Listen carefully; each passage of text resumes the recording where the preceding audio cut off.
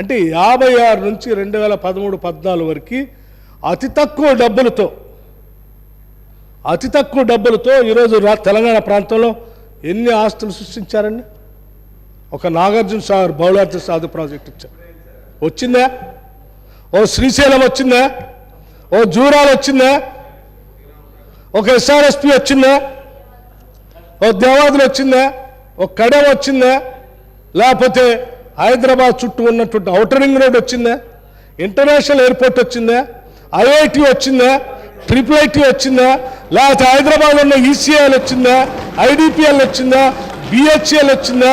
హైదరాబాద్కి గోదావరి జలాలు వచ్చా? కూర్చోండి, వినాలండి. హైదరాబాద్కి కృష్ణానది జలాలు ఫేజ్ 1, ఫేజ్ 2, ఫేజ్ 3 వచ్చినాయా? గోదావరి నుంచి మంచినీళ్ళు వచ్చినాయా? అవునండి, గోదావరి నుంచి మంచినీళ్ళు వచ్చినాయా? వినండి, గోదావరి నుంచి మంచినీళ్ళు వచ్చినాయా?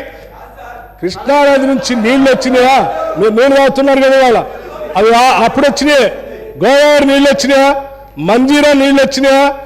ఇవన్నీ అతి తక్కువ బడ్జెట్తో కంటికి కనపడేటువంటి ఇన్ని ఆస్తులు సృష్టించబడ్డాయి.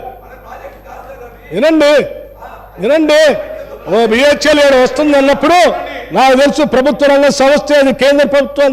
ఒక బిహెచ్ఎల్ ఇక్కడ రావాలంటే ఇక్కడ రాష్ట్ర ప్రభుత్వం భూమి కేటాయించాలి, దానికి కావాల్సిన వ్యవస్థలు ఏర్పాటు చేయాలి, కేంద్రంతో మాట్లాడుకోవాలి, ఇక్కడ తెచ్చుకోవాలి, ఎంతో కొంత వీళ్ళకు కూడా ధనం సమకూర్చాలి.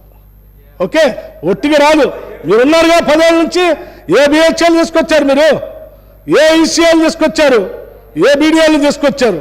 ఏం తీసుకొచ్చారు మీరు? ఏం కాలేదు. తెచ్చిన ఐటీఐఆర్నే బాగొట్టారు.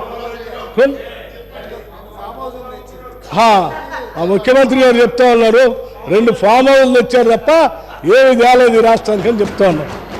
అధ్యక్ష, నేను ఎందుకు చెప్తా ఉన్నానంటే, నేను ఉమ్మడి ఆంధ్రప్రదేశ్లో నేను ఈ లెక్క 4 ఒక్క నిమిషం అధ్యక్ష నేను ఉమ్మడి ఆంధ్రప్రదేశ్లో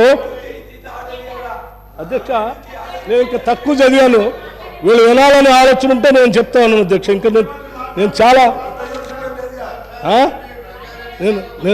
అధ్యక్ష, నేను ఉమ్మడి ఆంధ్రప్రదేశ్లో ఉన్నటువంటి బడ్జెట్ డబ్బులు వాళ్ళు ఎక్కువ మన కోసం ఖర్చు పెట్టారు, మన మీద చాలా ప్రేమ చూపించారు, ఇక్కడ ఆస్తులు సృష్టించారు అని చెప్పట్లే. అతి తక్కువ డబ్బులోనే వాళ్ళు మనకు చేయకపోయినా ఆ ఉన్న దాంట్లోనే ఇన్ని ఆస్తులు వచ్చినాయి. ఆ ఆస్తులు కూడా వాళ్ళు వింటారు, కొన్ని చెప్తేనే వింటాను, అన్ని చెప్తే మరొకసారి వాళ్ళు అంతా వింటారు.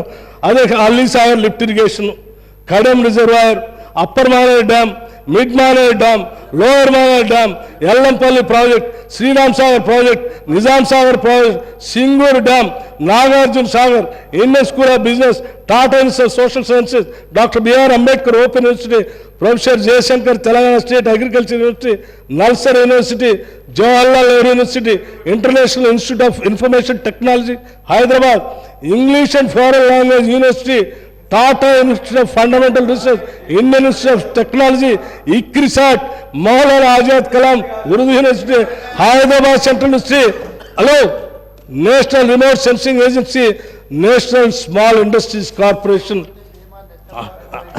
National academy of construction, national police academy, national institute of fashion technology, national institute of nutrition, national institute of tourism hospitality, national institute of agriculture extension management, Indian statistical institute, institute of genetics, hospital for genetic diseases, Indian immunologicals limited, Indian drugs and pharmaceuticals limited, Indian institute of chemicals technology, Indian institute of public enterprise. వినాలి మరి మీరు, ఇవన్నీ అప్పుడు వచ్చినాయి కదా, ఇవన్నీ ఓపిక లేకపోతే నేనేం చేశాను.